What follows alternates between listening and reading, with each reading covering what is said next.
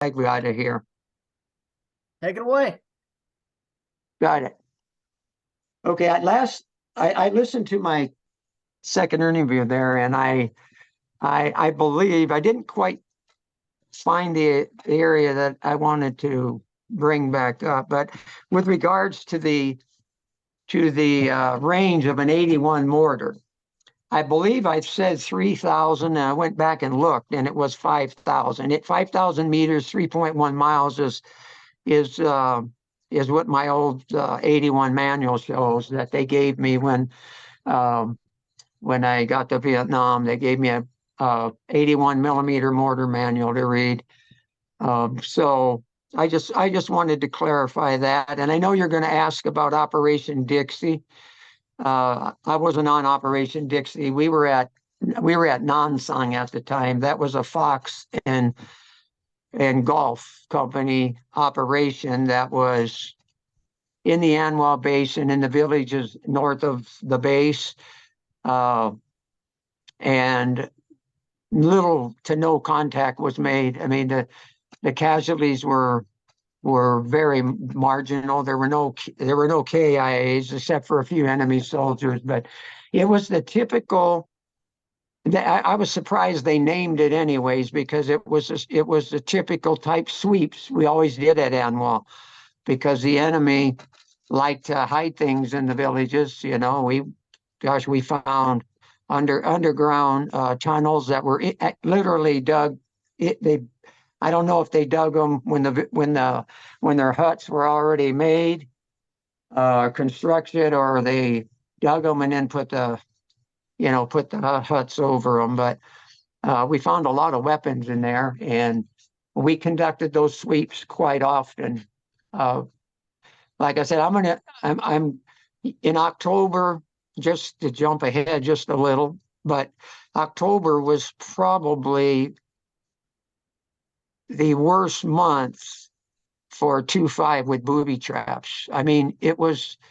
I'm going to give you those documents I said I was going to give you. You can read the after action reports in the command chronologies for October. And it was primarily local patrols hitting booby traps every day. I mean, I can't believe the amount of Marines who we lost. We lost some truck drivers, engineers, and you have it. So, but as far as Dixie goes, I was up at Nan Sang with Gordon Wilson, still training, still learning.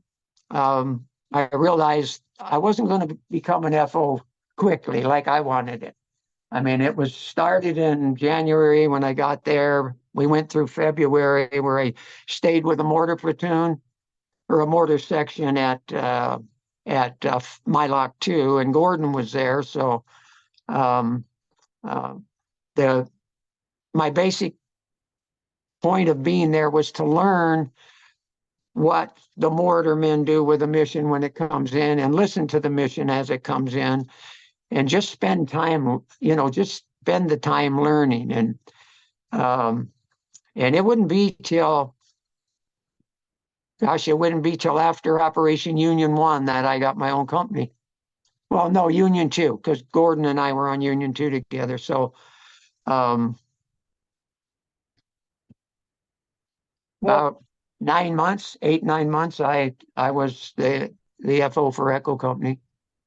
Well, in learning the trade as an FO under Gordon Wilson, who you revere and look at with the utmost respect. I mean, phenomenal man. I mean, some of the skills of the trade that you have to learn is map reading. I mean, when it comes to maps, I mean, we're talking that the maps you used were 1 by 50,000 maps. I mean, how difficult is it to read those maps and to try to understand the terrain? We had in mortar school, we had a map reading course, and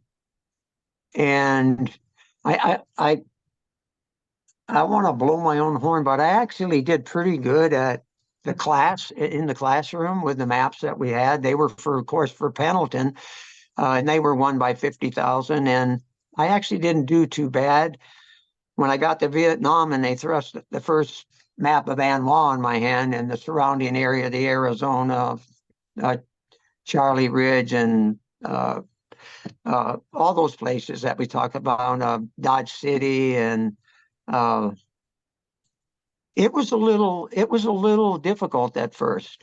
And I realized one thing right away: if I couldn't read a map, I wasn't going to be an FO. So I spent a lot of time learning from Gordon Wilson. I also learned from Sergeant Wheeler because he did the classroom instruction. I learned from Sergeant Lackey. All three were very good FOs. Gordon Wilson is the one who told me, if you can't look at a map and see a photograph, then you're not cut out for this job. And of course I asked him what he meant. He said just what I said. If you can't see a photograph when you see this map, when you look at the map, then you're probably not cut out to do this. And it took me a month and a half, I think, to catch on to that. I watched him, everything he did when he was on his map. I stayed out of his way with the missions and listened, watched, and looked at my map while he was talking. And I by the time I got to taking over Echo Company, I was very confident that I could do the job. It was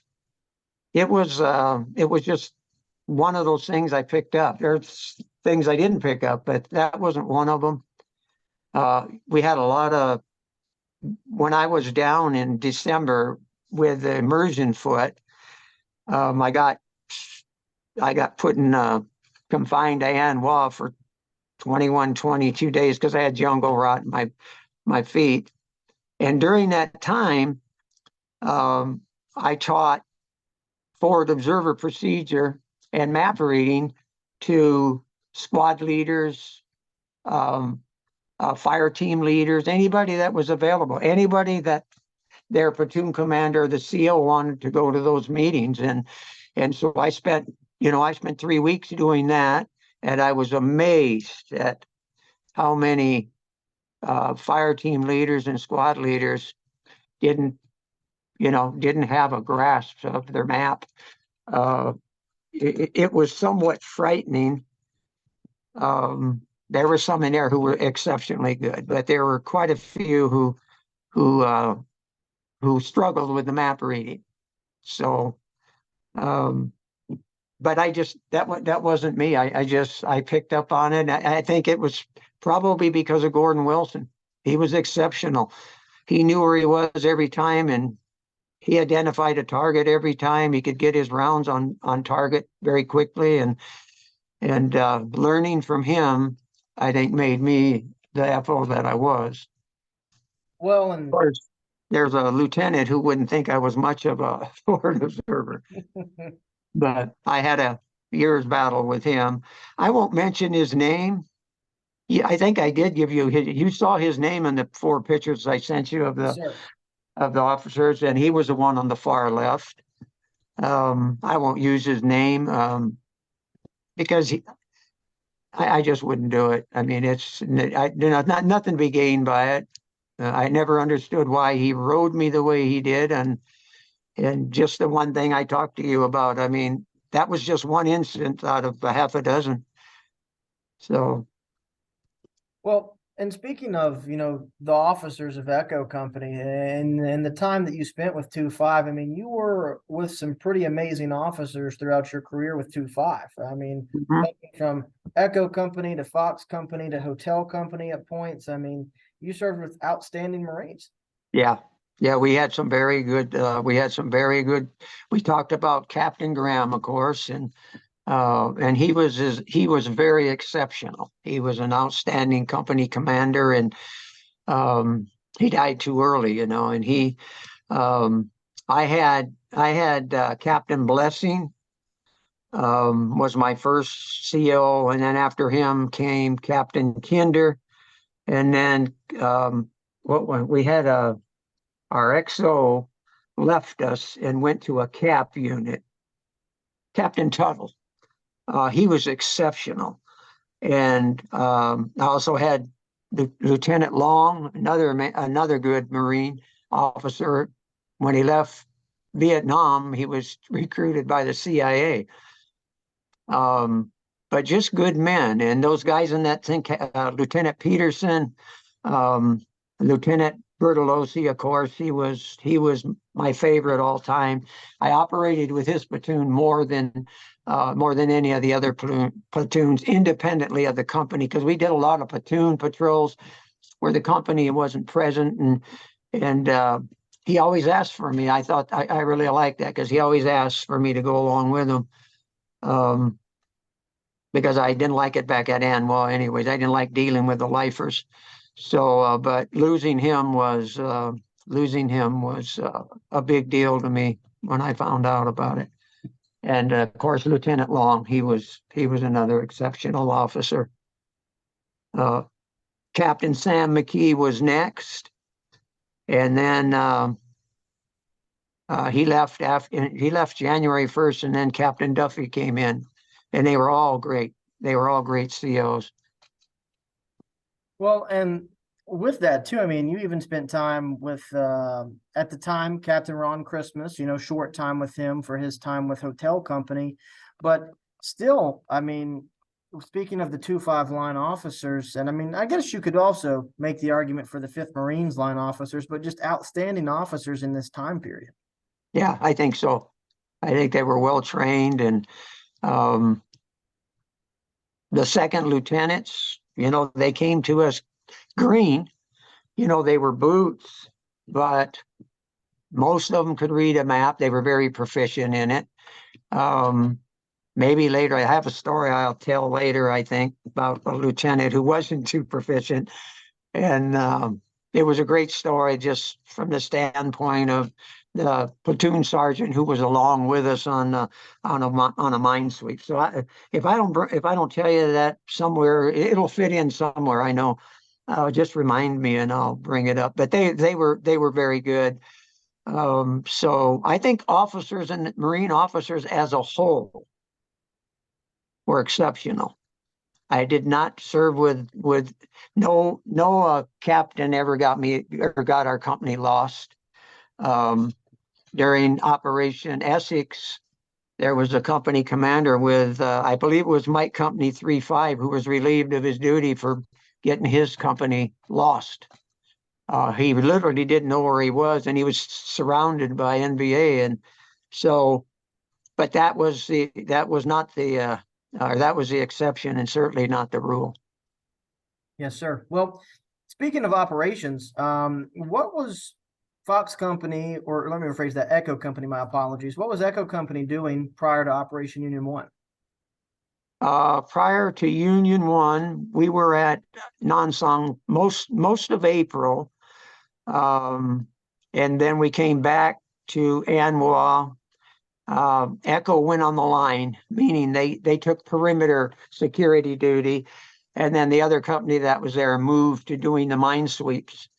And then we had the one company at Nonsong, one company at Fulak 6. What I did during that period of time was what I always did when we were back there. I taught classes, and I had a really bad attitude with the 81 mortar bosses, the lifers. I just didn't like the idea of polishing my boots, Like I told my gunny one time, I said, Gunny, they're not going to ever shine. And he said, well, you can put polish on them. And my brass, they wanted me to clean my brass. I didn't even have any brass. So I got in trouble a lot. I mean, because I just didn't like being at Anwar. I preferred being in the field. And if I ever got any opportunities while I was back with Echo, and a company needed an FO, which they did often, because we did get wounded and killed in the 4 companies. So, but that's basically what I did. I did run mine sweeps sometimes with the companies that was responsible for that. So that's basically what we did. And then, of course, I think it was on 13 or 14 June, we got called up for Operation Union 1. And we conducted Union 1 in, most of Union 1, of course, was conducted in the Quai Son Valley, but we didn't go into Quai Son. We went into Antenna Valley. And my memory serves me correctly, we went in there to observe troop movements. Not necessarily to engage the enemy, and this, of course, we were engaged, but just to see if we could see troop movements occurring. Because I told you that last time that we were always concerned about how the enemy was getting, and we know it was them. We knew it was 2nd NVA Division by the ones we killed, their uniforms, and they were, they were hardcore North Vietnamese Army soldiers, and whether or not they were going around or over or through, we didn't know how they would get from Antenna Valley to into Quai Son Valley. And of course, after the war, you can now, I think, visit the tunnels that they actually used to get from Antenna Valley into the Quai Son Valley. And that also turned out to be a R&R center. It turned out to be a receiving area for reinforcements coming down the Ho Chi Minh Trail. That's why the 2nd NVA Division, though they were shot to hell many times, why they always reconstituted themselves, because they had that steady flow of reinforcements coming in through probably, I think, through Antenna Valley, and then wherever they stayed. I mean, I fought them only once in the valley, in Quai Son Valley, and that was during Union 2. And they never seemed to be without, any legitimate strength when they were fought.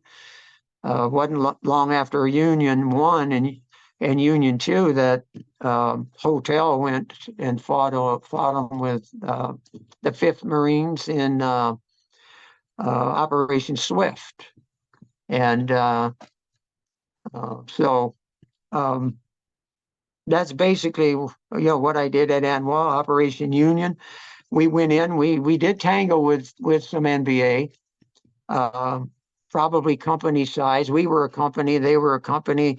That's what we estimated. Our companies ranged 150 to 160.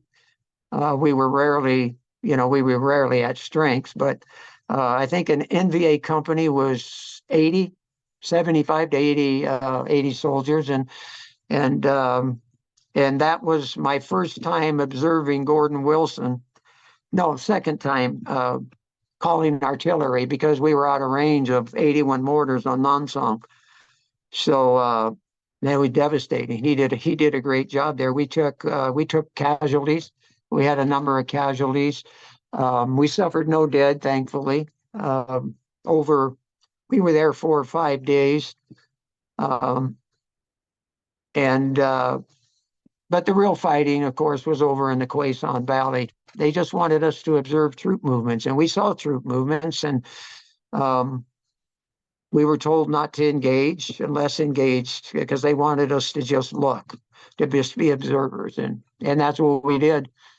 And then after that, we were hella lifted back to Anwa. And then during Union 1, which, if I may make a correction, was 21 April to 17 May 1967. And then Union 2, of course, starts 10 days later. Did you yourself and Echo Company, did you hear about the fighting that Delta 15 had been involved in May? Oh, yeah. Yeah, we were put on alert. Echo was put on alert for Sparrowhawk. So we were, our gear was packed, our packs, we got everything we needed to go when we were called, if we were called out. But we knew about the fighting of the 15, yeah, and I think there was some Arvin Rangers involved in that fight there too. There were other, I believe 3-5 got tangled up in that, but I'm not certain about 3-5.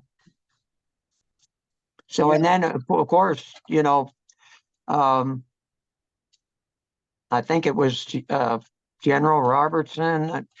After Union One ended, I had read this years and years ago that he didn't believe the NVA left the valley, the Quezon Valley, after those big battles with Fifth Marines there in the valley there, and so he initiated Operation Union Two, and Fox Company got the call out to go and participate in that operation, and they kind of operated in concert with Delta 15. Delta 15 got hit as hard as they did at the same time. There in front of what was that village complex name?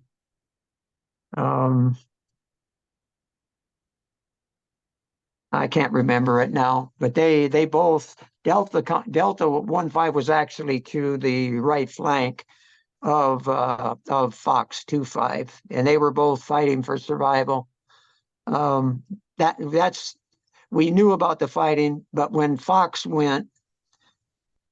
they made contact, and they were making contact basically throughout, not real big at first, but of course on the 2nd of June it was a brawl, and so we had gotten word that we were on Sparrowhawk, that we were going to the possibility that we could be helilifted into the area, and that was somewhere around noonish, I think, because that morning I had gone to dental. My tooth was hurting, and it ended up I had an abscess in the left tooth. So they pulled it. I just told them to pull the tooth. I said I'm on Sparrowhawk, and just pull it. Give me whatever medicines you got to give me. And so they pulled it. It's that one right there.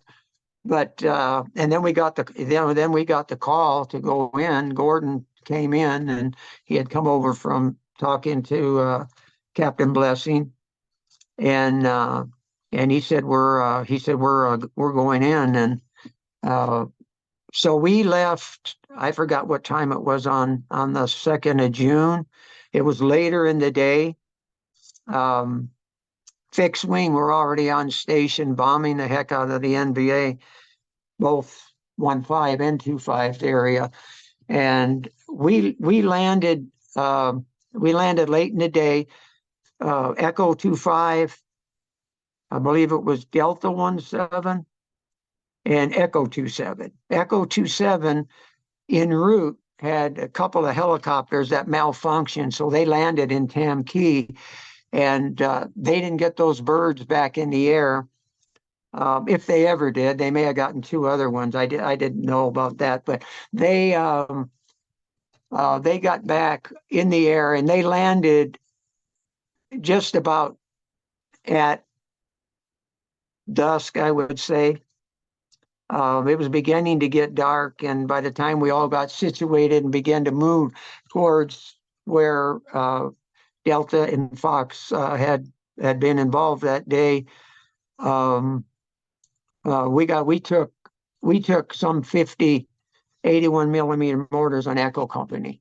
Echo 27 and Delta 17, don't remember where they were. I remember where we were, but we took 50, at least 50, 60, 82 millimeter mortar rounds, and whoever was calling them in, I know it was a forward observer, because his fire was too accurate for him not to be able to see the Marines there. How we saw them, I don't know, but there was still a little bit of light. I don't know if they even had anything close to night vision at that time, but the decision was made for us to just set in. Don't even try to move till morning. Things had pretty much calmed down with 25, but or with Fox Company, but the enemy, they said, I found out later, was coming out into the rice paddies and killing the wounded, making sure the dead were really dead, and that all occurred when they were so when they set in a knoll. It was about I forgot, about 1,000 meters behind them or so. They set into a high ground, 30 meters, and that's where that's where their defense was, and they couldn't bring their wounded with them, and so the wounded were left there um, to the mercy of the NBA, and they had no mercy. One guy who was stabbed with a bayonet lived. I knew him. I can't remember his name now, but he was found alive the next morning. There were a couple others found alive, and then we moved out in early morning. Echo Delta and Echo 27. We moved out, and we moved into that area, and um, it wasn't it wasn't pretty. It was the worst that I had seen since I'd gotten in Vietnam, and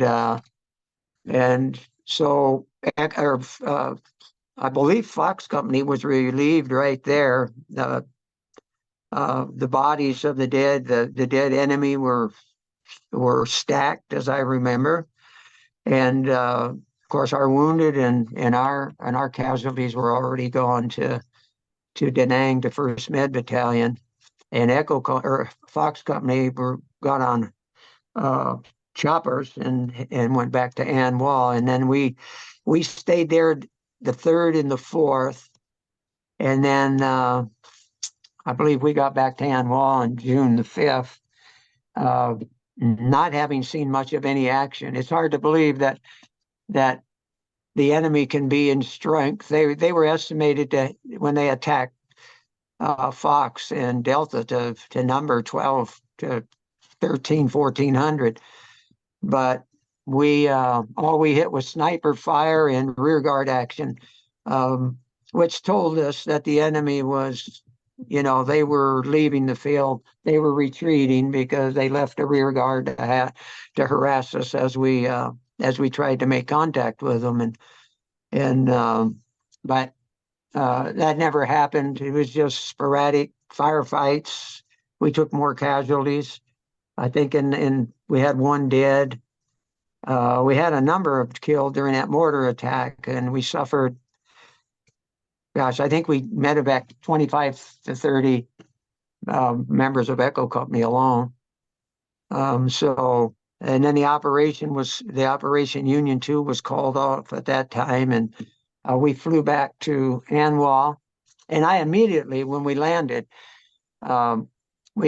Gordon and I and his radio operator, he was a black guy. He was a real good radio operator, but he never operated for me because he went home. But we all went back and dumped our gear in the 81 area, and then I told Gordon, I'm going to go over to Fox. I want to see if how Billy did, because we had a guy there. His name was William Doherty. He was an 81 mortarman, but he was chosen a month earlier to go and join 60 mortars in Fox Company. And I went into where his hooch was, and I walked in, and the guys from hotel or Fox Company were it was the quietest place I'd ever been. I mean, these guys just come back off that operation, and I just asked. I said, "Where's they?" Because a lot of them knew me too, because I'd spent a lot of time with Doherty playing cards over in his hooch. And I said, "Where's Billy?" And he said, they just shook their head, and they said he didn't make it. We went to mortar school together.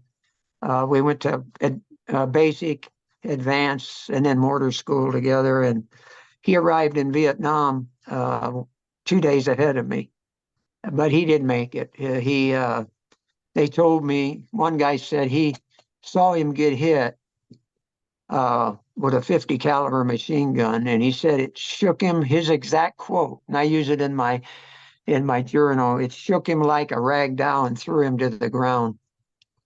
So I went back to 81s. I went into the bunker. I went into our ammo bunker, and I actually cried for a spell.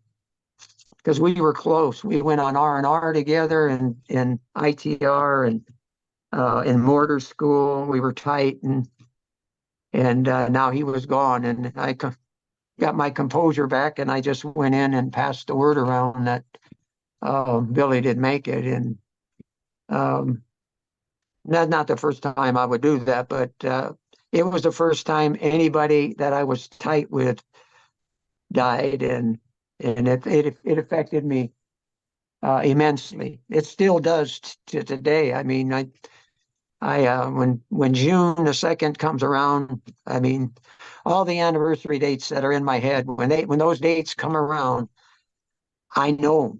I don't have to look in my diary. My mind, as far as the dates are concerned, I could tell you where I was and what I was doing every single month that I was in Vietnam, 407 days. That was probably due to the fact that I kept that journal, because I know a lot of times when you write things down, you remember them a lot easier. And then when I wrote the book to balance out my diary, or the journal, I don't like to call it a diary, it was a journal. But so I always remember those dates, and I always get moody. I always isolate. I always go off by myself. Not something I like, but it's not something I've ever been able to break since my wife and I got married, basically. Because when I came home from Vietnam, I didn't want a girlfriend, I didn't want a fiance, and I certainly didn't want to marry. I just wanted to get well. I just wanted to get better. Months went by, and I think I realized very shortly that this wasn't going to go away, and I didn't know anything about post-traumatic stress because we didn't call it that. When we came home, they didn't have a name for any of it. But so that was my first. I had seen dead Marines before that was personal to me, and so I always remember it. His sister sent me a copy of his gravesite, and I really appreciated that. And I had planned when I got back to go around, drive through America. It was on my bucket list to see all the graves of all my buddies who died, but I didn't make any of them. Well, I did make one. One died. He was from he was from Bakersfield, California. He was with the 81 Mortar Platoon. He died when Nam Song was overrun. It was a Mexican kid, and I saw his grave there at the National Cemetery in Los Angeles. So that ended Union 2, and I did what I normally did there for the rest of June until the 14th. On the 14th, we moved into Operation Arizona. I went out with Hotel Company with Sergeant Lackey. Gordon said it'd be good for you to go with Sergeant Lackey. It'd be good for you to hear some of these other FOs. We all do it differently. You're going to have to, he said, your technique is going to have to be your own. You don't copy me. You don't copy him. You get a little bit of all of it, and you'll be better for it. So that was our next operation. Well, if I'm not mistaken, from Union 1 to Union 2, and that really for the 5th Marines, at least in that month or so span, I mean, that's some of the heaviest contact they've seen since arriving in country in 1966. Yeah, they all said that too. My 2-5 came down from, the way I understood it, 2-5 was actually consisted of Marines who had been with the 9th Marines. And they were sent down to Anwa in, I believe, October of '66. And then they began sending the Marines from the States to fill out that battalion. It wasn't like there were hundreds missing, but there were some key people missing, and there was one company that was not even yet there. So, but from the time I got there, I mean, I went see, it was Operation Newcastle was the first. I wasn't in the other one that you mentioned last time. I can't remember it. And then came Dixie. That was Gulf and Fox, I believe. And then came June, and in June it was Union 2, and then I was in Arizona, and then I was on Calhoun. Those three operations in that 1 month. And our casualties were high, and spent a great deal of that from Union 2, from at Fox Company. But we were hitting larger units at that time. We were still fighting with the Doc Loppers, the R-20, but intelligence reports had said that the first Main Force Viet Cong regiment, portions of it that was with the 2nd NVA Division in Quezon, had made their way over into the Anwar Basin there, and I believe it because we knew that we were fighting crack troops. They weren't your local Viet Cong, and when we killed them and we saw them, they looked like NVA They looked like NVA soldiers. They weren't dressed. They didn't have black pajamas on, or white pajamas, or khaki pajamas, or whatever it was when we killed the Viet Cong. They were main force. They were armed with AK-47s, and so during the month of June after that, with Arizona and Calhoun, we continued to fight right through June. It never ended there, and we took a lot of casualties, a lot of booby trap casualties. And Anwar got named it was in July, I believe, when somebody coined the name Booby Trap Alley, and that was fitting for it from that time on. I don't remember a whole lot of booby traps from January to June, but after that, it was it was I don't know how to put it, but it was a situation where if you went on a patrol, somebody would hit a booby trap every single day. You can see that in the after action reports and the command chronologies for the month of October. During October, I don't remember that 2-5 participated in any operations other than the local patrols and the sweeps, two company sweeps and things like that, and hitting booby traps. I read it the other day because I was talking to one of my buddies, and he said, "Don't you remember October?" And I said, "Yeah, we took a lot of casualties." And he said, "But it was with the booby traps, And so I read my command chronology. It's a chronology of what happened on every single day with every single company, and it's staggering to read it and staggering to see how many booby traps we ran into, and that included the truck drivers and anybody else that went on that road. We lost engineers trying to diffuse these mines. It became so bad. What we ended up having to do, and we did this back in July when it started the uptick, we had to put OPs on the roads during the daytime because the enemy was. If we weren't covering that part of the road, the enemy would come out of the villages. They would bury the mines, and you could hit them going back to either Anwar or Fulak 6. We had OPs leave Fulak 6.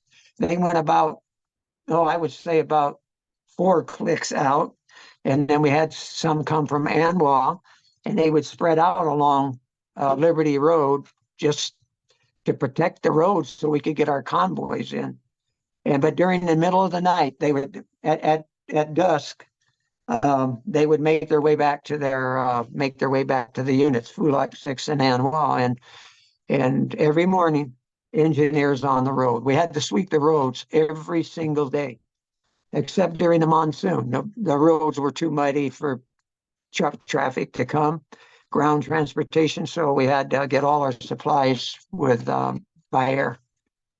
Well, So, and to look but at anyway, this map that I pulled up, I know it's sideways, but still, it's the Anwa Basin. I mean, it's just flat paddy terrain. I mean, it's just yeah, it perfect for is. booby traps. Yeah, yeah.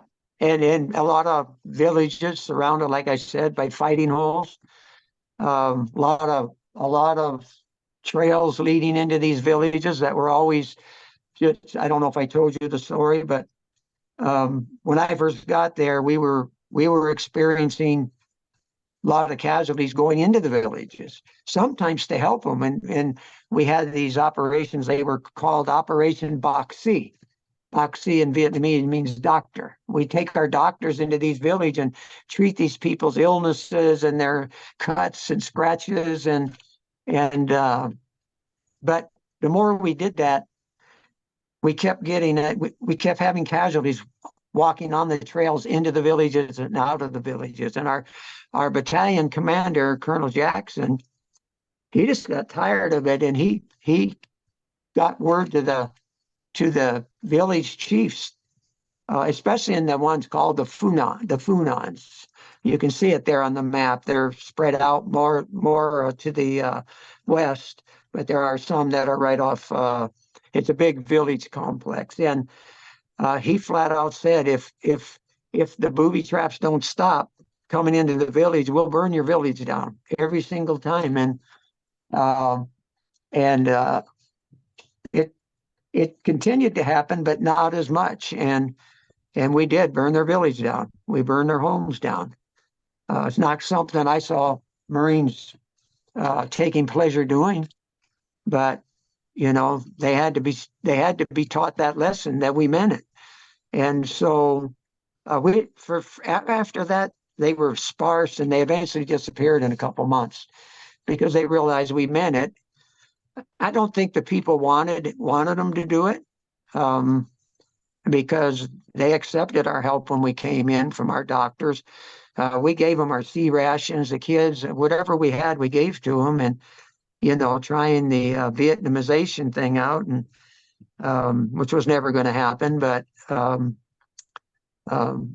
but sometimes uh, extreme things you need to use extreme measures to end them, and that ended them. Well, But and mentioning the Vietnamese civilians, like you said, I mean, they're the ones that's really caught in a rock and a hard place. mhm, If the Viet Cong or the NVA keep planting booby traps, then their villages get burnt down by Marines yeah, trying to send a message. yeah, And then at the same time, if the Vietnamese civilians are cooperating with you, then they've just made the list of the local Viet Cong organizers, and they're going to be the next ones dead. that happened quite a bit um, in the place called the Ninh Binh Valley, which we'll get to much later.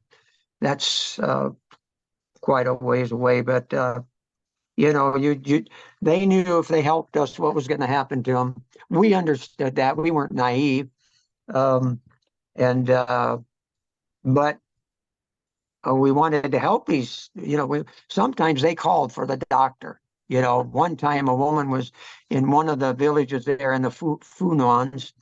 Um, I know I have it in my diary, but I don't in my journal. But we took a platoon out, took the doctor, and he delivered a baby because the baby was breech. And he went out there, and I mean, it was rough. He didn't have anything. He had oral pain medication, but nothing to help the woman. He delivered the baby. The baby was alive, and they called a medevac in and took the mother and the baby to Da Nang, and they got treatment, and I guess they came back. I never heard. I uh, to use an old cliche, every Vietnamese in the village looked the same to me. Um, and I don't mean that negatively. They just did. And but we did things like that for them, and Well, we can I ask a we quick didn't. question, Mike? For a medevac situation like that, and I didn't mean to interrupt, but it That's pondered a okay. question. Would that be a routine medevac that the company would call in, or would that be a priority or an urgent medevac? It would depend. That I'm sure was a priority medevac because had she not gotten to Da Nang when she did, and the baby probably would have died. And I don't know that the baby didn't die. I don't know what happened to mother and the baby afterwards, but um, uh, I would believe it. I don't think it was a routine medevac. I think I know the medevac was called for, and they took the mother and the daughter to Da Nang for treatment. But no, I'm pretty sure it was because we called it, and it wasn't a thing of come when you can. It was we need a medevac here, and they came. Now, speaking of the medevac types, how many types of medevacs were there? I know I've mentioned routine and priority, but was there anything else outside of that? I didn't know of anything. There was oh, there was uh, uh, priority, there was routine, and then there was come when you can type of things. You had somebody that maybe they hurt their leg real bad, can't be treated, and in the field, and those type of things like that. And that we had a guy do that one time, and he was taken back to Anwal. And then he was medevac from Anwal to Da Nang because they couldn't treat the broken leg at our battalion aid station there at Anwal. But most of the medevacs were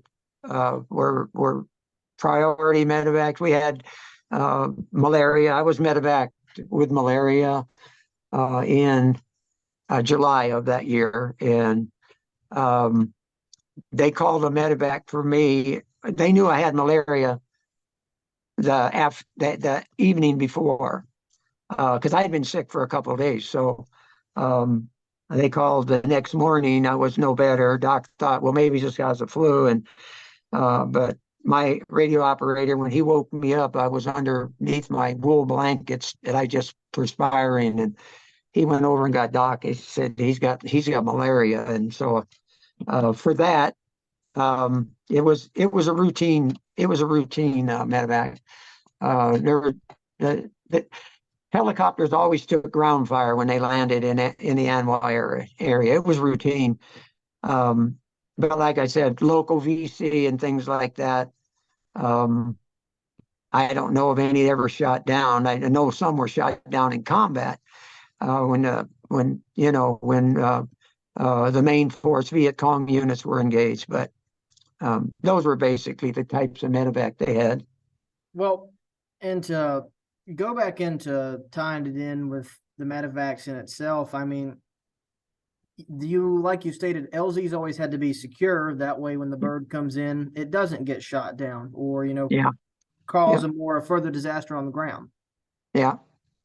And quite frankly, if it's not secure, um, they won't land. I mean, a lot of these helicopter pilots won't land. If they're taking a lot of gunfire, they'll just radio back and say you got to find a different landing zone. I said we're taking too much ground fire, um, but the majority of these guys, we had some really good guys that came in, pilots that came in under heavy fire, um, especially during Operation Ballistic Charger that I was on. It was, oh, but we also had a medevac come that the guys didn't land, and we needed oxygen for John Peel, who had been hit. He was a part of the artillery forward observer team. He was a scout, and he was being trained, and he got hit in the chest, um, and when the medevac was radioed in, Doc told him that we need oxygen and we need it bad, or this Marine won't make it. And when that chopper came in, I mean, that chopper took a lot of ground fire, got hit, pulled back away, and said, "I can't land." They said, "I won't come in." He said, "I've already been hit.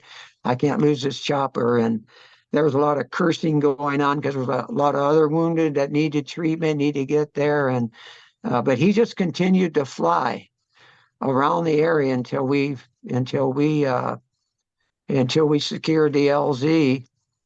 And that didn't happen until the battle of the 17th was over. You know, it was 45 minutes to an hour, that battle that morning.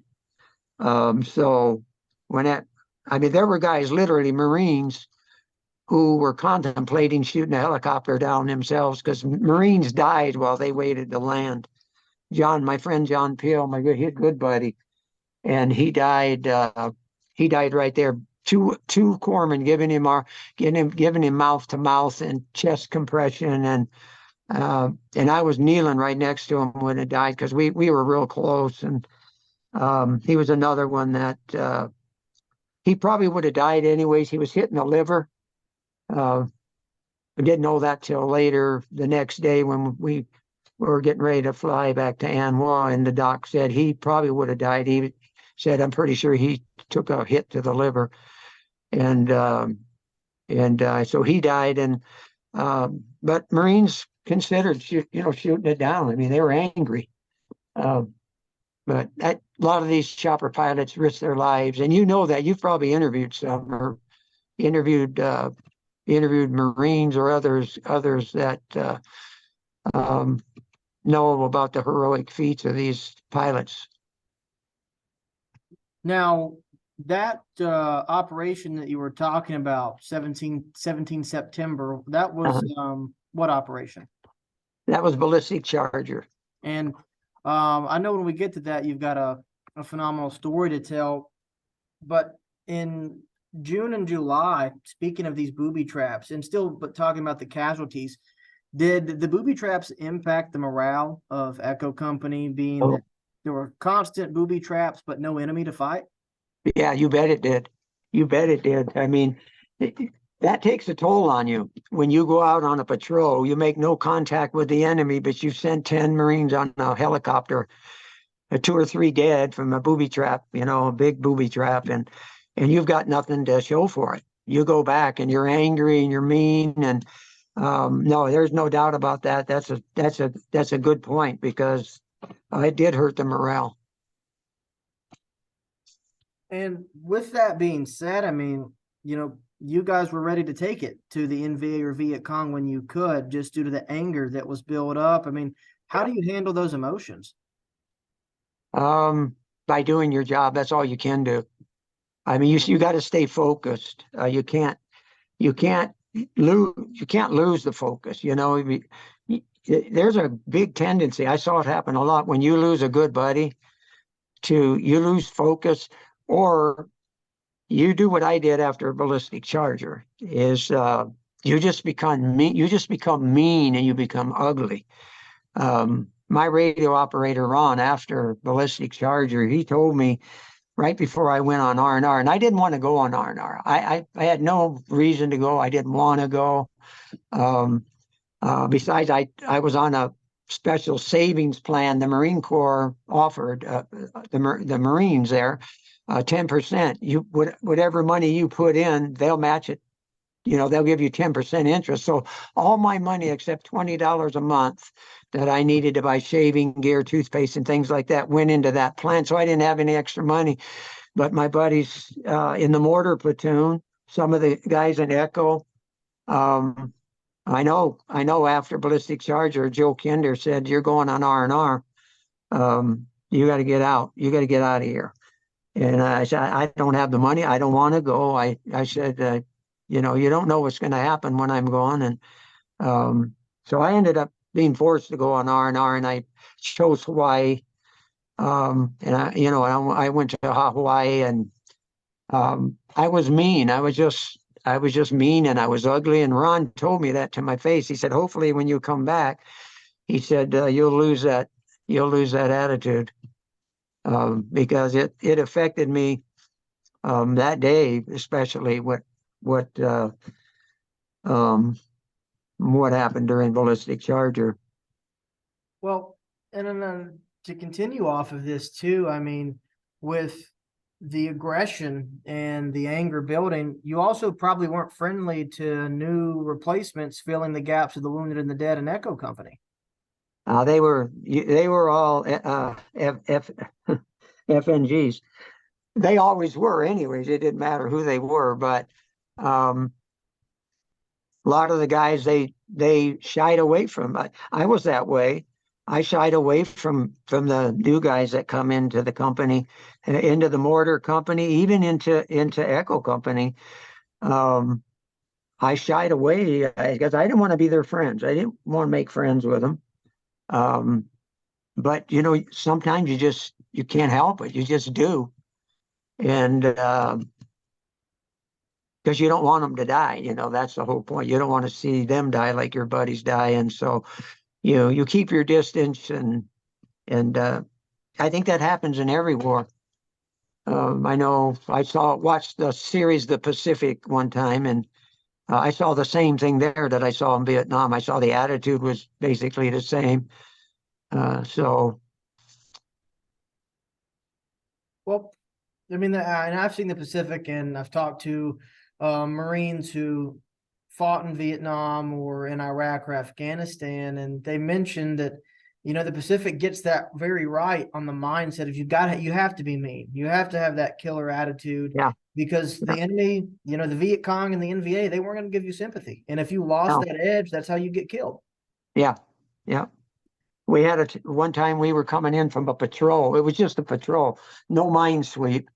Um, and we had gone out and our typical village sweeps, trying to find enemy soldiers, trying to find enemy weapons caches, and then we were coming back on Liberty Road, and we got to where we turned off to come into the back gate there at An Wall, what we called the Southern Gate, and we were we were 100 yards away or so, and this woman came up to a radio operator with Echo Company. I know who he was. I don't know him by name. I still see his face, but she was yelling and screaming at him, and she was so animate and so ugly and so angry.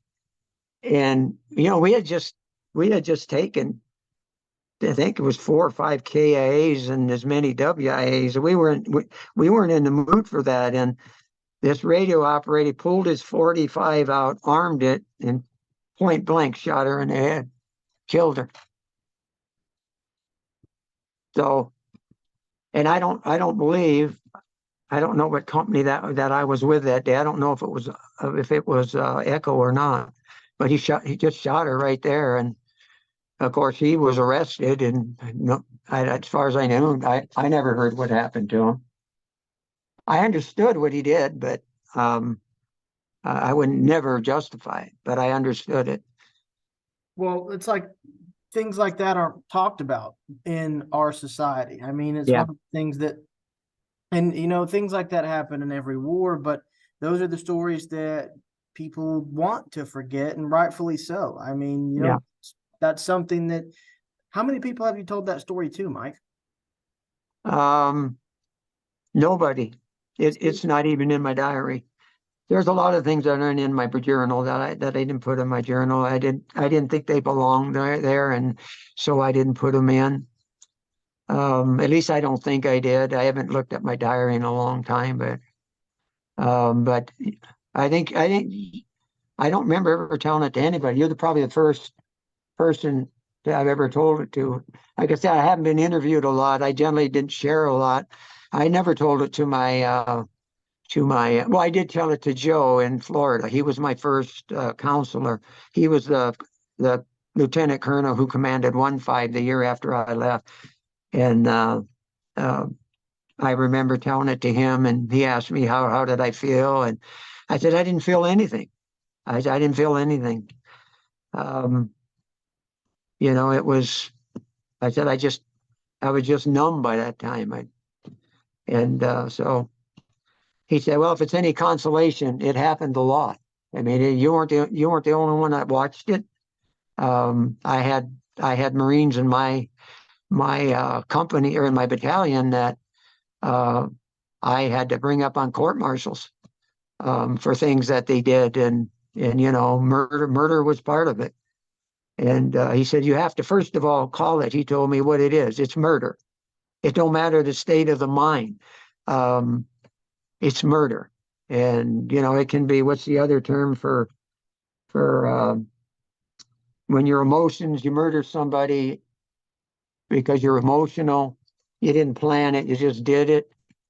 And the law calls it temporary insanity. But so I told him, and I've never told my family that. It wouldn't. There's other things I wouldn't have put in there because I knew my daughters were going to read my journal, and uh, so there were things in there you might find crossed out because I didn't want my daughters to do it. I made them each their separate copies, and there were things I took a black marker and I marked them off. I not on the original. The original is still intact, but their copies. One of my daughters asked me, she said, Dad, she says, you redacted a whole lot of stuff. And I said, yeah, I did. You don't need to read it. But Well, and my students in the military history club that I run, we had this conversation the other day, is that can society truly handle the reality of war if it's written about of what truly happens of outside of combat, yeah, things like that where the murders are committed? Is our society yeah, ready to come to terms with it? yeah. When Lieutenant Bertolozzi died, he died when I was in the hospital with malaria. Uh, he died on August the 2nd, 1967, on Liberty Road. They were ambushed by what was left of the Doc Lott Battalion. They hit, actually, Lieutenant Bertolozzi had come in to get the pay. He was paymaster for Echo Company out at Fulak 6. That's one thing about the Marine Corps in Vietnam. They paid you on time. So he came in on the 1st of August, was on his way out on the 2nd of August. I was medevaced on the 29th of July to Da Nang with malaria. And then on the 3rd, a buddy of mine came in with malaria because they kept us all in the same ward, and he was out of it. We were both out of it. I mean, I didn't get some. My malaria didn't let up for about 10 days, to where I was, where I had fever and I had the shakes, and I wasn't in my right mind. I know, and it took me 10 days. It took him about the same, and that's when he told me. He told me sometime it would be around the 11th, I guess, or 12th of August, because it was right before they sent us to Cameron Bay. And but he told me that Lieutenant Bertolozzi had been going back to Fulak 6 with the company's pay, and the mine sweep got ambushed. Um, uh, the enemy had a 57 millimeter recoilless rifle. They hit the Jeep that was sent with the engineers. The engineers always had a Jeep, not always. This time they did, where they can ride back with their equipment when they were done. And they hit that first. And Lieutenant Bertolozzi never rode. He would not ride in anything. So he was walking when it happened, and he got the artillery online because they were out of range of the 81s there, and he was trying to call artillery on top of them, but the way I understood it, the grid coordinates he was giving was incoherent. They couldn't get the right coordinates. And while all that was happening, the NBA Joe Kinder, who was coming from Fulak 6 to meet that patrol, and then they would take it the rest of the way to Fulak 6. His company was late getting to the checkpoint, so naturally, Lieutenant Bertolozzi said, "We'll keep going," and of course they got hit up by the railroad track, the old railroad tracks, and within a minute they were all dead. I mean, and Echo Company could watch it. That's how far they were at a straight line to the ambush. They could hear it, they could see it. And by the time they got up there, everybody but one, there were 16 on the patrol. Everybody was dead but one, and they don't know why he didn't die. Some hypothesize because he was not stripped of his gear, or he was stripped of his gear, that he had already been killed by somebody, and nobody really knew, but he survived. And but Lieutenant Bertolozzi, he was found. He tossed the can of the MPC, the military payment currency, into a bush, so the enemy couldn't get it. And he died fighting. He had his 45 out, but he was found with his 45, and the enemy had emptied it into his head, put it one shot through both eyes and the rest in the forehead. And that angered me when I was there. I mean, you know, all I could think of at that time when they were getting ready to send me to Cameron Bay. I didn't want to go to Cameron Bay. I said, I want to go back to my unit. I can rest at my unit. Said, no, you've lost 19 pounds. You need to go down there and gain the weight back. The Army ran a camp down there for this type of rehabilitation. And so I had to go. And but I made my mind up when I got back, there would be payback.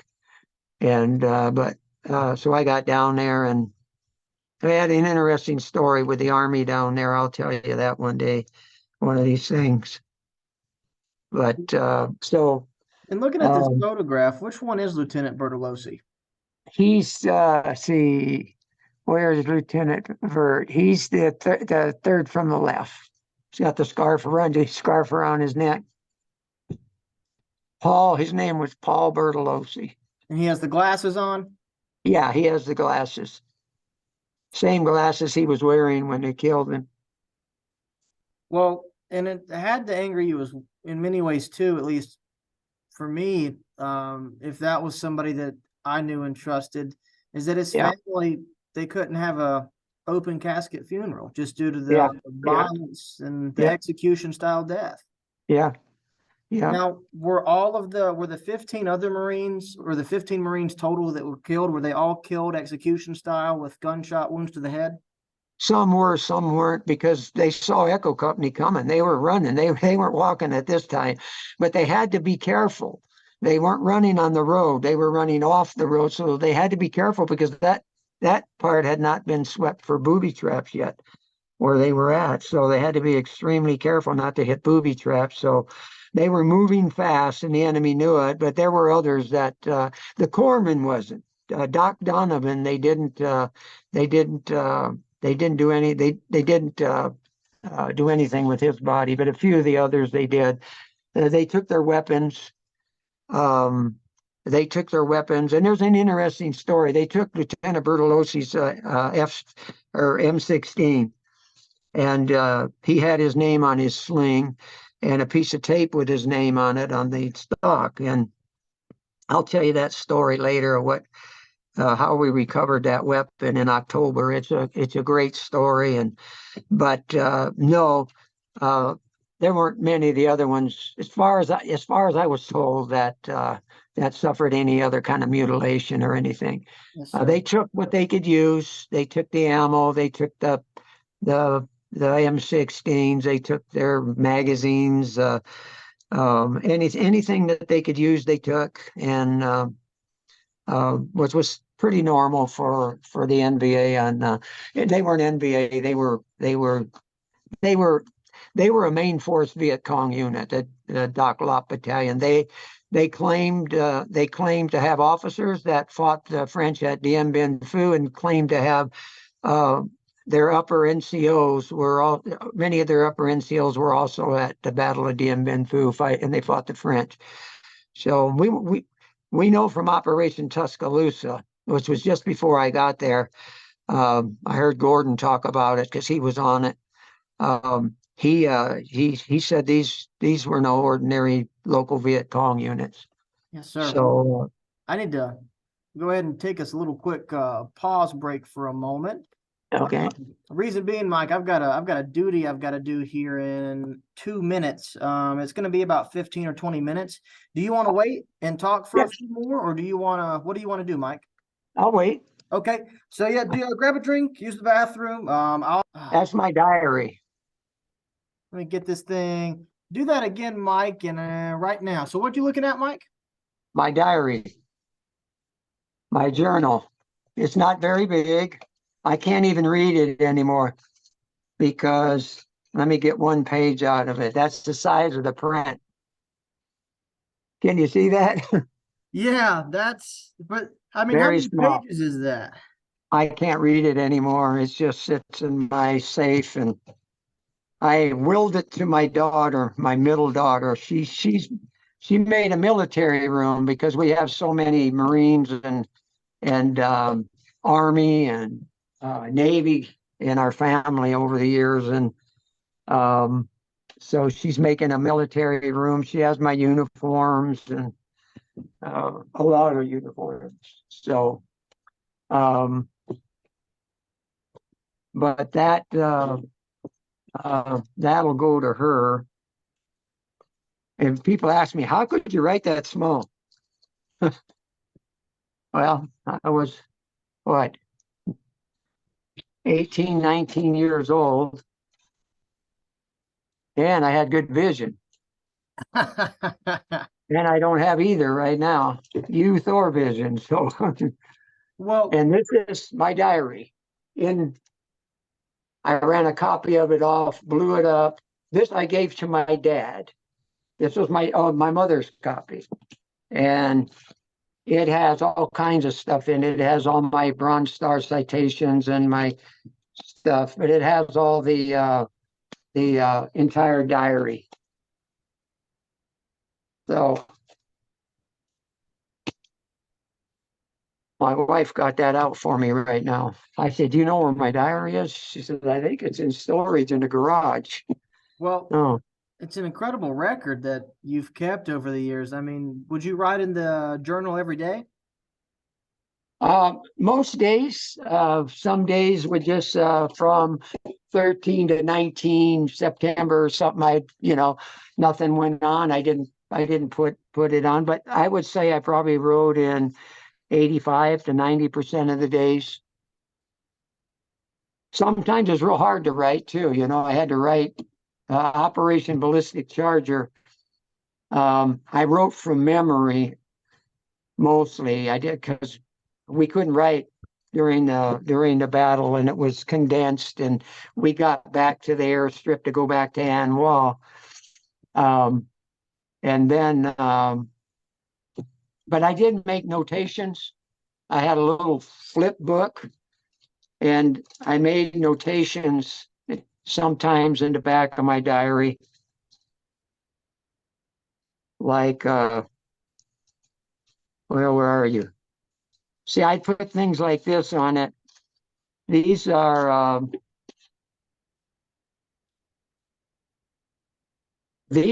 enemy sniper positions in Fulak 6 area. That's the Yeah, I think you sent me that copy. I can actually. Oh, did I? Yeah. And I got, things for all the Mylock 2 and coordinates of operations with other companies we were with and things like that. It's interesting to read just from the historic portion of it. It gives you idea just um, how important having a little book like this is. Gordon never had anything like this. Well, that and I mean, just the detail that you have here, just like looking at these sniper positions. I mean, it's incredibly detailed for the grid coordinates, and I mean, you could pull up the map that this corresponds to and point it out to this day. Yeah.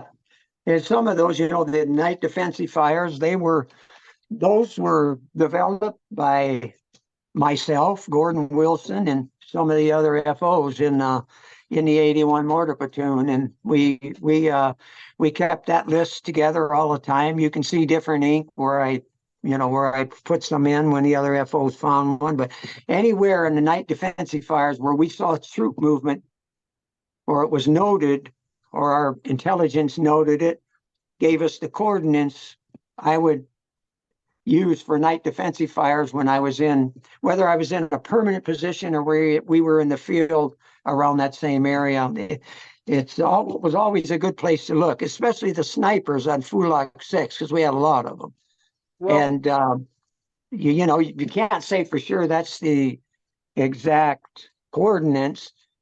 You hear a shot, you think it came from somewhere, and that's what we used to do. On my lock 2, if I heard a shot and that shot sounded like it came from that direction, I have it noted in my book, and I would give them the coordinates and they'd fire it right there. Or I would fire observer to target. In other words, I would say, I want you to hit that tree line, and I wouldn't give them a coordinates because they can see it. And I would, at one point, I got good enough doing that. If the enemy was within a 1,000 meters, I could probably hit him without having to use the plotting board and my map and everything. So, well, and looking at this night defensive fire position, when it says SE080, is that a target reference specifically? Because this is something new for me. I haven't seen this before. well, let's see it. I'll try to see it on here with my magnifying glass. Oh yeah, that's that one. Let me look at it here real quick. Oh, go for What it. is it? Yeah, we're looking at SD? the night defensive fires of Mylock 2 and Fulak 6. Okay, right here. I got that one right back here.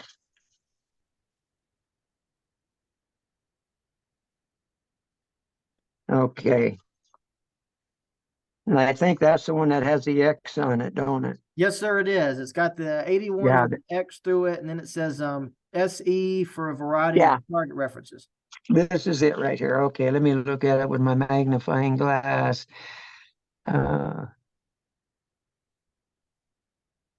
NDF, is that what you're looking at? Or Yes, sir. yeah, NDF. That's what you said. Yeah, that's night defensive fire. That's what that stands for. And then what does the SE 937 stand for below that under Mylock 2? SE 93. Let me just see that if I can. Oh, those coordinates, those were the SE were overrun. What we called overrun coordinates. In the event we were overran, those coordinates brought the fire right down on top of us. Wow. That's what that is. That stands for oh gosh, I can't remember. You jogged my brain. I'm gonna have to do some research on that. But that reference was always to coordinates. If you look at those coordinates, you'll see it'll hit different areas right on Mylock 2, or Fulak 6. I mean, or was that Mylock 2? That was Mylock 2, and then Yeah. Fulak 6 was right below that. Yeah, right. And that's what those were. If you got hit and you're being overrun, that's one of the things Gordon taught me early. There may be times where you'll have to call fire down on yourself.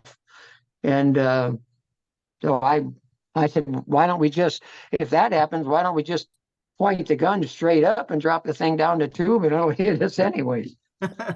But he just kind of looked at me.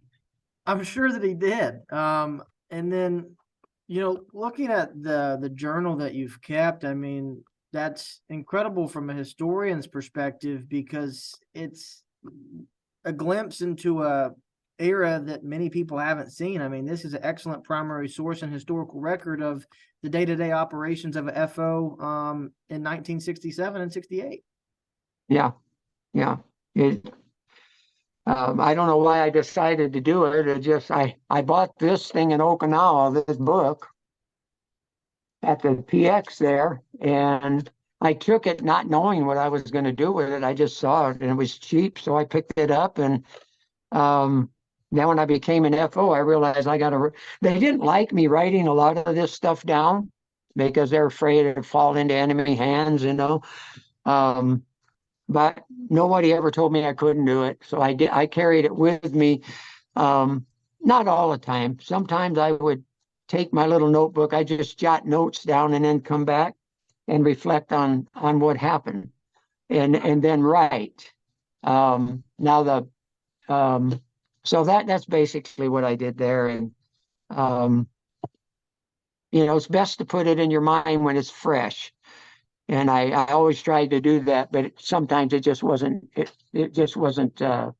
feasible given the situation. Well, and speaking of, the aspect of it being feasible and the writing itself, I mean, it had to have been pretty tough to remember some of the things that you wrote, correct? Run that by me again. I forgot to put my hearing aid back in. Well, with writing down the diary entry, and of course, we're in the journal itself. I mean, it had to be pretty difficult and challenging to remember some of the events of your friends dying, or seeing the civilians getting killed with the night defensive fires that we've talked about itself. I mean, that had to be pretty tough to recall. Right, right, and it is. And I don't. Since I stopped reading my diary, I haven't read it in years. Um, I haven't. I haven't had as many nightmares. Um, and the intensity of the ones that I do have are not as strong. I still have them. There's some that you know will never go away. I mean, I was pretty naive when I went to Vietnam, thinking I could go to war. I'd read a lot about war. I mean, I loved World War II history as a young kid, and so I read a lot of books and uh, and when I was like 11 or 12, I got a subscription, or my dad got it for me, to Leatherneck magazine and everything Marine. I read everything Marine. So, um, but I always loved history, and I always read history, and I read about these guys in World War II. I remember John Basilone and Chesty Puller and some of these great Marines, that even guys like James Livingston, these guys they have an impact for years to come on anybody that's interested in reading or hearing about the Vietnam War, because you put it on tape and you're doing a great service to the history community. But yeah, I read through it and I see the names of the guys and how they died, and some of it's not pretty. I mean, I had a buddy who radio operator, and he stepped on a 500-pound booby trap bomb, unexploded American bomb, and and he was vaporized. That's the only way. That's just what I put in my diary. He was vaporized. We didn't find anything that belonged to him. 9 or 10 Marines died in the explosion, but he tripped it. And there was, I mean, I'll be blunt and I'll be here. When it happened, I had been called away to speak to the skipper because we were getting ready to cross, and it was in Anwa. It was east of Liberty Road. We were on a 2-company suite, and we had the east side of the road, and the golf company had the west side of the road. And so I told him, and I won't say his name either, because if I do, his sister Annette's still alive. I don't want to create any more. He had an open or a closed casket as well, but the skipper called me forward, and he wanted to talk to me because we were going to cross this open rice paddy area, and I knew what he was talking about. I knew what he was going to say before I got there: recon by fire. He asked me what I thought about it. I told my radio operator, and I said, I'll go to the skipper. I'll be right back. And oh yeah. He said, you want me to come with you? I said, no, you don't need to go. Just wait here. Because he was up away. He was probably 50, 60 yards ahead. And I went up and he said, this area bothers me. And we're talking. And he said, I want to recon by fire that tree line, the full extent of the rice paddy there. And I said, yes, sir. I said, let me go get my radio operator. And so I was on my way back to get him. And um, there was a tremendous explosion. I mean, I'd never been close to a 500-pound bomb going off, but um, and when I got there, it was chaos. I mean, there were body parts. Uh, the most the most horrendous thing of all was um, when I got back.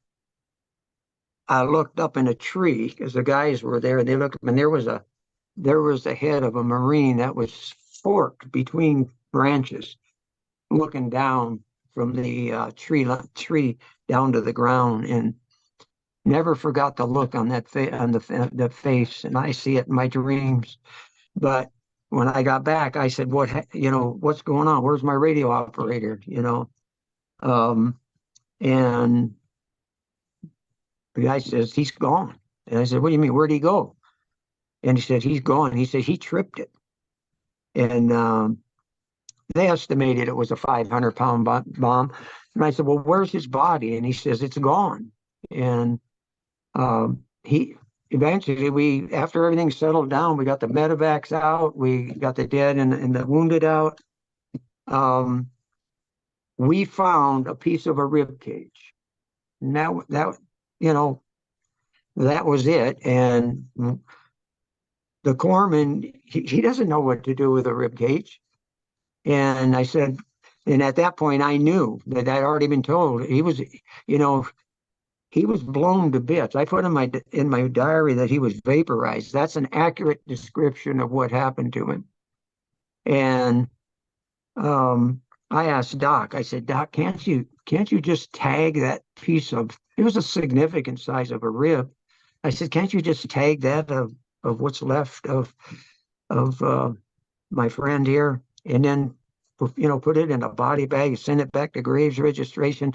They'll certainly send it home, and they'll put remains not suitable for viewing on it. His parents got to get something. They can't be told that his body he was." And so he did it. um and he had a funeral, a regular funeral, and that, and it was close coffin. But um and I did use, and as things settled down, we got everybody out. We continued with the mission, and I did call recon. I recon by fire that target. There was no enemy in there when we moved into the rice paddy afterwards, um, and then the sweep ended that afternoon, and so I had to go back and try to deal with that, and try to understand what happened, because his first name was Rene. I won't give his last name, but Rene had been in Vietnam for just about 13 months. He was going home when he went on that sweep. He volunteered to carry the radio for me. I tried to talk him out of it. I told our gunny, "I can carry my own radio. I've carried it before. I can carry it now." He's going home in 5 days, and when he gets home, he's going to get out of the Marine Corps. And Renee said, "No, no, Mike, it'll be one for the road, because I had patrolled with him a couple of times when Ron was, well, when Ron had to go to the hospital. But Gunny said, if he wants to go, he can go. I said, "Gunny, I can carry my own." And I never win you read my diary, you'd understand. I'd never win a contest with the Gunny, because he did not like me, and it was mutual. So he went, and he stepped on the mine, and he died when he didn't have to. And and I told that to the Gunny too. I told him, I said, "This is on you, Gunny."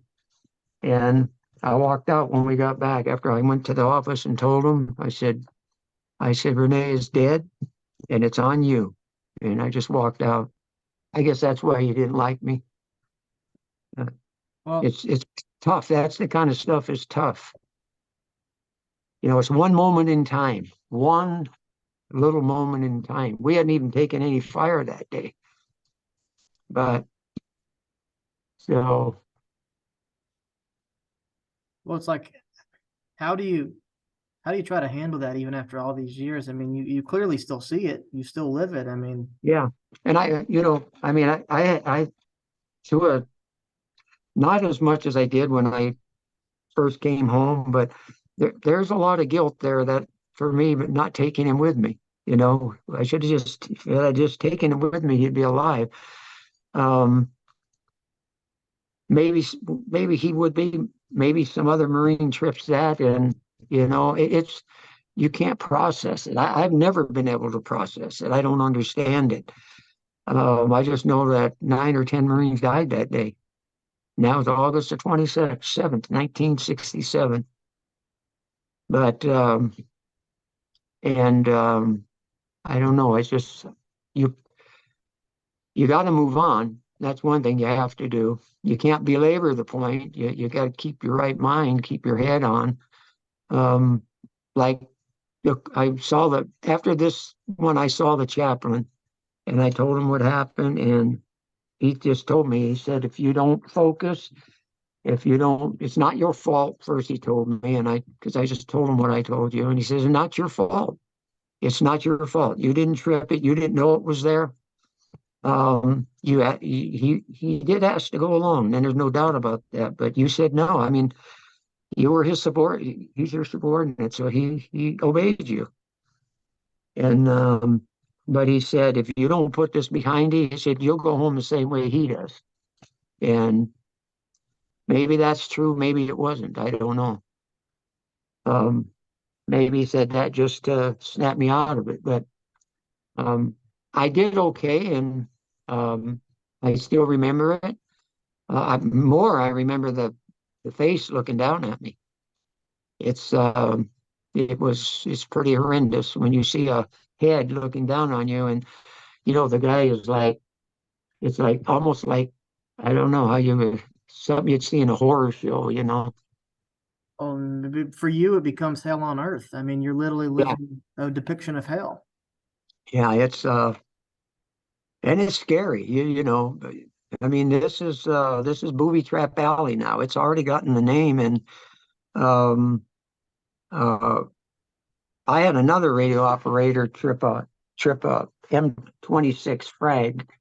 Um, the enemy must have found a grenade that fell off somebody's belt. He booby trapped it um, with a tripwire, and the guy tripped it. He heard the spoon fly off, and then yelled grenade. Everybody hit the ground, and like 20 seconds later, it didn't go off. And so everybody got up and walked away, and everybody went over by the bush where it was laying as we were coming through a trail and bush on each side. They had it on the west side of the trail, and he tripped it, um, and that day nobody died. So um, happened a lot. I mean, it's just too many booby traps. As October, I keep referring back to October, but when I read that the other night, I said, I don't remember all this stuff. And I Well, should. I do remember we had months where it was bad, but not that bad. well, I mean, if you think about it too, with 2-5, I mean, from Union 2 to in June to constant mining booby trap problems in July and in August. Then you've got Operation Estic, you've got Operation Ballistic Charge. I mean, for a span of time, I mean, you guys are in the worst possible scenario and setting for Yeah. Vietnam in many ways. We're operating in awful terrain. Yeah. Then you had Quaison. Then you Yeah. had Antenna Valley and um, Dodge City. Although Dodge City wasn't our TAOR, it belonged to the Fifth Marines and the Seventh Marines. Um, each unit was given a TAOR, a tactical area of responsibility, and we were told your job is to kill every enemy soldier in it. Um, and that's what we tried to do. But um, I wasn't. the battle for the DMZ up there, Dong Ha, Cantien, Quai San, Camp Carroll. There's so many places, and I have friends. Two of my friends that I played basketball with in high school, they were both up there. And one of them, I don't know if you ever knew about the patrol that went out of Quai San The Ghost Patrol, after Bravo the Ghost 126. Patrol. Yeah. Well, I don't know. I don't think he was on the Ghost Patrol. He might have been. I haven't talked to him in a while, but he was the only Marine that survived the patrol that they went out, and he laid out there for 24 hours. And he said the NBA came through. He was wounded though, but he said the NBA came through and they were, they were doing things to the wounded, and he said it was over quickly. I mean, it was a platoon of Marines hit by, I don't know what time force, but the gunfire indicated large force, and he became a police officer, but he had problems with it. He still has problems with that. He's alive today. Um, I don't know anything about the DMZ. It was a totally different animal to me. Um, I don't know how I would have, as a forward observer, I don't know how I would have even acted in an area like that. I mean, I got a little antsy when we moved to Fubai, because Fubai was totally different than Anhua, and it had become so casual for us at Anhua that I think it probably even affected our readiness as companies, for companies, because we could, I mean, this is Anhua. We're there 13 months before we moved. We knew everything about the terrain. We knew, I mean, and then you move to Fubai. And the first place I go is to a place called Namwa. And it gets overrun before Tet. That story is for later too. But this enemy unit came through the Fulak into Ashaw and then made the turn north towards Wei, and they had to go over Namwa. Well, 5 days earlier, we had been relieved by an Arvin company, who took over the security of Namwa, and I learned this from Joe. Joe, my first counselor, he's the one that told me this. He said, he told me Namwa was overrun the night of Tet. The enemy soldiers that were coming through there, the North Vietnamese, they were on their way to Wei. They came through Namwa and they killed every single Arvin in that post. And I'm sitting in a chair listening to him tell me this, and I'm like, for loss of a better word, oh shit, if we'd been there, um, you wouldn't be talking to me right now. But things happened like that, and the terrain. I mean, it was new, and then to go into Way City, I mean, that's a total different animal altogether. But, I mean, absolutely it is. I mean, to think about, like we said, I know last time we talked, was what you went through in 1967 with being in the Quai San Valley, Fubai in that area, Anhua, and then of course fending this shit out with Way City. I mean, to think about what truly you lived through, I mean, in many ways it's a miracle, considering the yeah, firefights and yeah, the operations you were involved on. yeah. I mean, I consider myself fortunate. Um, I got a couple Purple Hearts, nothing really serious. I think the worst would have been the the RPG attack at Mylock 2. The second one was during Operation Ballistic Charger, when I was wounded by shrapnel from a small bore mortar, enemy 60. Enemy uses a 61 or a 62. I think it was a 62. And it was a small bore mortar, and I caught shrapnel on my left hip while I was making my way to the riverbank to call fire on the enemy that was across that river, because they ambushed. I'll tell that story later, but they ambushed us. Part of the The enemy was across the river. We couldn't cross that river. It was 50 yards across. It was deep and it was running. The larger part of the NVA had ambushed the lead platoon, Lieutenant Moore's platoon. And then we got hit, and then I believe third platoon was behind it, and they weren't exposed to any of that fire because that area was only about 75 to 100 yards open. They were beyond that. Some of them were. There were a few that were, and they hit us with the 50 caliber machine gun, of course, AK fire and mortars, and but other than that, I got wounded coming out of the way. Shrapnel again from bullet fragments. We came out of there in a truck, and I'll tell you a little bit more about that later too. But so I was fortunate. I mean, there was a guy on there I knew from the time he got to Vietnam. He was a section leader with one of the mortar sections that were in Way, where I was back at the when it broke out at the Troy River Bridge. We had two mortars. We had the first platoon, and then the other six mortars were in the university soccer field. So, but that's the way it is. Well, So, and to finish today on a better note, I always ask this question when I talk to Marines.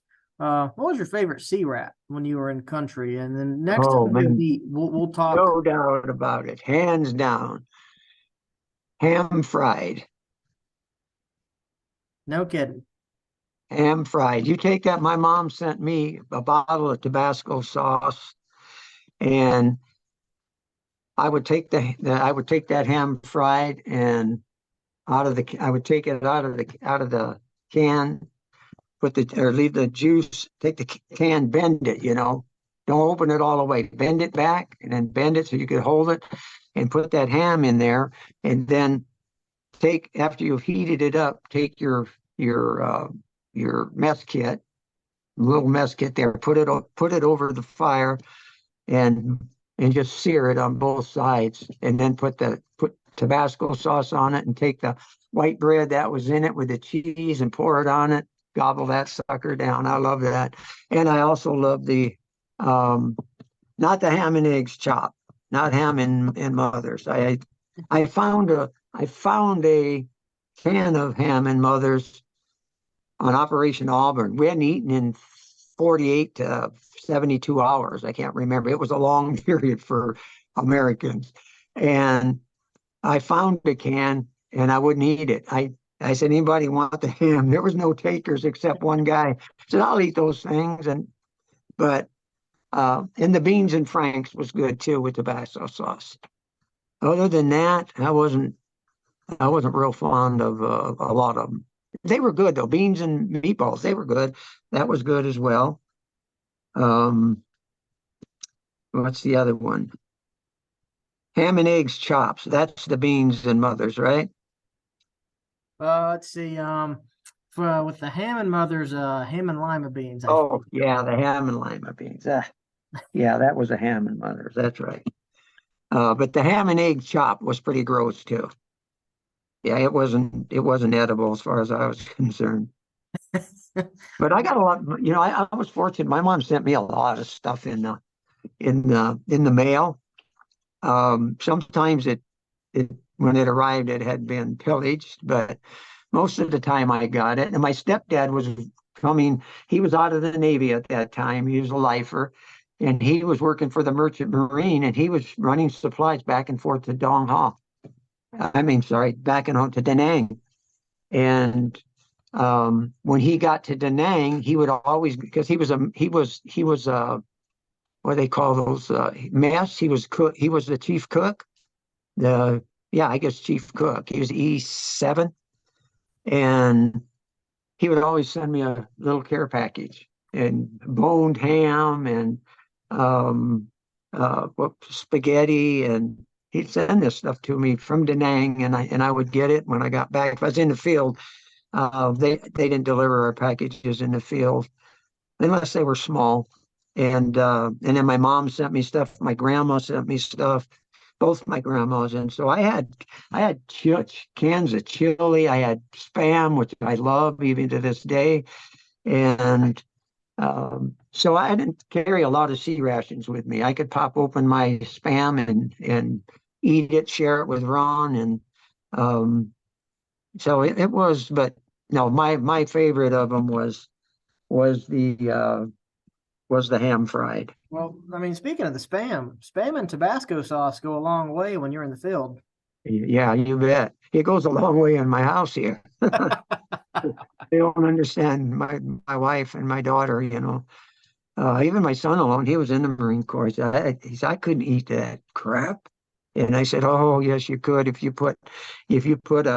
fried it in a pan with a little bit of Tabasco sauce. I said, I see you using Tabasco sauce all the time. And flip that thing a couple times and take a nice big thick piece of Irish cheddar cheese and put it on that thing. And I said, wow, brings back good memories. Well, Mike, I think that's a good point for us to end for today. Okay. I'm gonna go ahead and turn off the recording.